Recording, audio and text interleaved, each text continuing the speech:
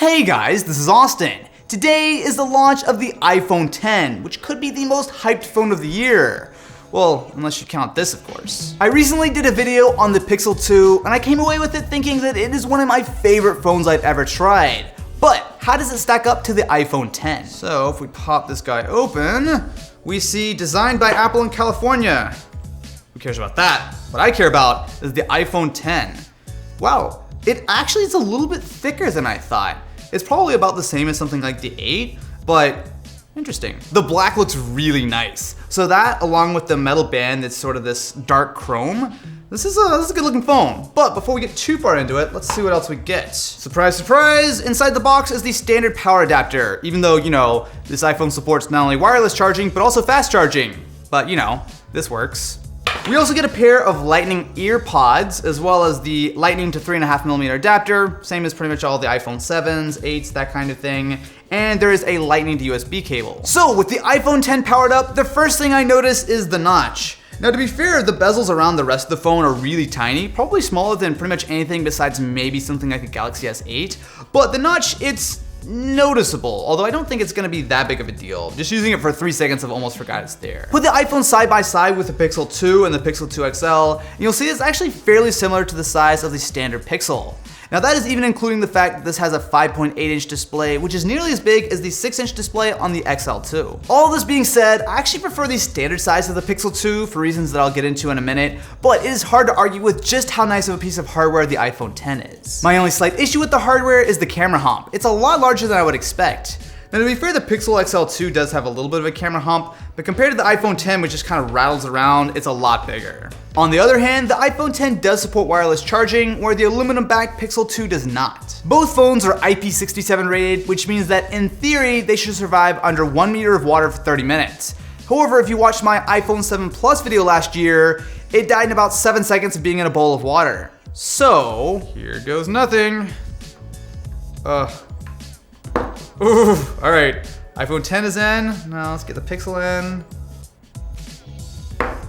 Okay, well, the water's going over the table, but the screens are on. I'm going to leave them in for 1 minute because I don't want to break my phones. Hey, I'm just being honest. All right, so, oh God, water's going everywhere. It looks like both phones are fine.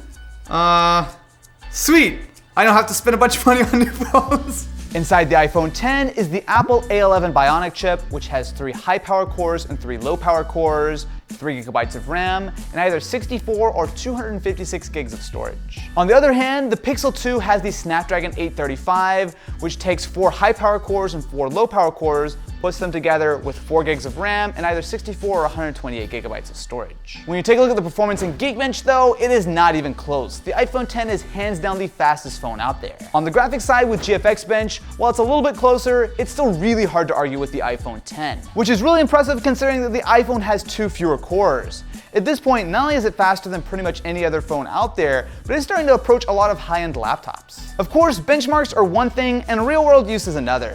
So the Pixel 2 is hands down the fastest Android phone I've ever tried. Even though yes, on paper it might not be quite as fast as the iPhone, in actual practical use it's really hard to see a difference. Something that the iPhone X dropped but the Pixel 2 still has is a fingerprint sensor. And I've got to say that this one is great. Not only is it placed on the back of the phone, which is really simple to get at, but it's also incredibly quick. So to set up Face ID on the iPhone, it should be pretty simple. All I need to do is look all the way around and it should scan my face. So raise the phone, and swipe up, and it's unlocked. That's actually pretty quick. I'm curious though how well Face ID works when it's laying flat on something like a table. If I unlock it here, swipe up, oh, it got it. All right. I still have my reservations about how good Face ID is going to be in the long run, but at first glance, it actually does seem to be pretty well implemented. While it's not the most practical thing, I've got to say that Animoji on the iPhone X are kind of fun. So if I hit record here, hey guys, this is Austin. Are Animoji worth it? Now you do need to learn some new gestures on the iPhone X.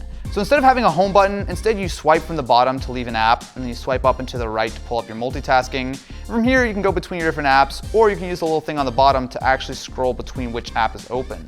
It does take a little bit of getting used to, but it's actually not bad. In comparison, the Pixel 2 feels downright normal. So there are some cool features such as the always on display, which I like to be able to see stuff like time, date notifications at a glance. The Pixel also has Google Assistant, which I like a lot more than Siri. So to activate, you just need to squeeze the frame of the phone. The main feature of the iPhone 10 though is absolutely the display. It's rocking a 5.8-inch 2436 by 1124 AMOLED display. Now, not only is this the first time that Apple's gone with OLED, but as you can see, the bezels are absolutely tiny. What this means is that you're basically getting an iPhone 8 size chassis, but with a much larger screen. And I've got to say it works. It's right up there with the Galaxy S8 and Note 8 as far as some of the best screens out there. So it's nicely saturated, it's pretty sharp, and while there is just a little bit of color shifting when you look at it off angle, it is nowhere near as bad as the Pixels. The standard Pixel 2 has a pretty decent 1080p 5-inch OLED display, and while it's nothing spectacular, it totally gets the job done. When you switch to the Pixel 2 XL though, that's where you take a hard turn into garbage town. When you look at it dead on, the colors are okay, but stuff like reds look awfully brown. When you look at it off angle, it looks very blue, and there have been a lot of reports of issues with screen burn-in. Now, Google will be releasing an update which will supposedly help some of this stuff, but when you compare it to the iPhone 10, it is no competition. At the very least, audio is an area where neither of these phones have major issues. They both have stereo speakers. Hey guys, this is Austin, and inside this mysterious brown box is what I very much hope is the Xbox One X. But the question is it worth it? So first of all, you know what? I think they both sound good, but I actually do have to give the lead to the Pixel. It's a little bit louder and a little bit clearer. Of course, that's not a big deal when you plug in a pair of headphones, as both of these have headphone jack. Oh, right, it's 2017. Neither of them have a headphone jack. Cameras is where both of these phones really excel.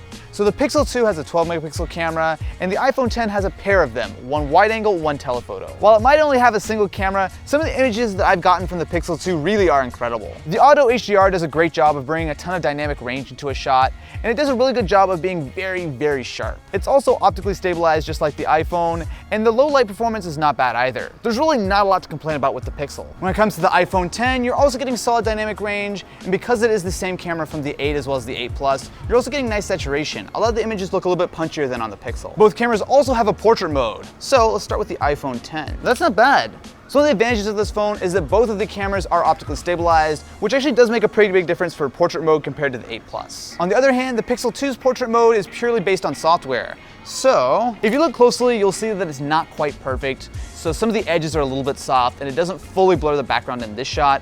But a lot of times I actually prefer the results from the Pixel 2, which is really impressive considering that it doesn't have that second camera. Where it really shines is with selfie portrait mode. Yeah, look at that, that's great. So not only does it do a really good job with the hair, but the background is very naturally blurred. Now if we take a look at it on the iPhone 10, yeah, that's just not as good. So you can see that my hair is a little bit blurry. It didn't really perfectly cut my shirt out of the background either. Video is also solid.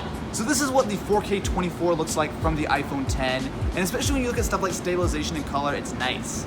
If you switch over to the Pixel, it is also pretty solid, although one of my big problems with this mode is that the audio just isn't very good. Both the iPhone 10 and Pixel 2 are incredibly expensive phones. So the Pixel 2 pairs one of the best cameras on a smartphone with solid audio and a really impressive build of Android. The iPhone has my favorite hardware of any phone ever, and the screen is right up there with the best like the Galaxy S8 and the Note 8. Which is where the Pixel falls apart. When it comes to spending $850 on a smartphone, a bad screen is a straight up deal breaker for me, which leaves the standard Pixel 2. And when you consider that it is $350 cheaper than the iPhone 10, I'm willing to put up with the less impressive screen and the giant bezels. It really is a crazy good phone. If you have the budget, you're not going to be disappointed with the iPhone 10, but for a lot of people, the standard Pixel 2 actually makes a lot of sense. So which one would you guys go for? Let me know in the comments below and I will catch you in the next one.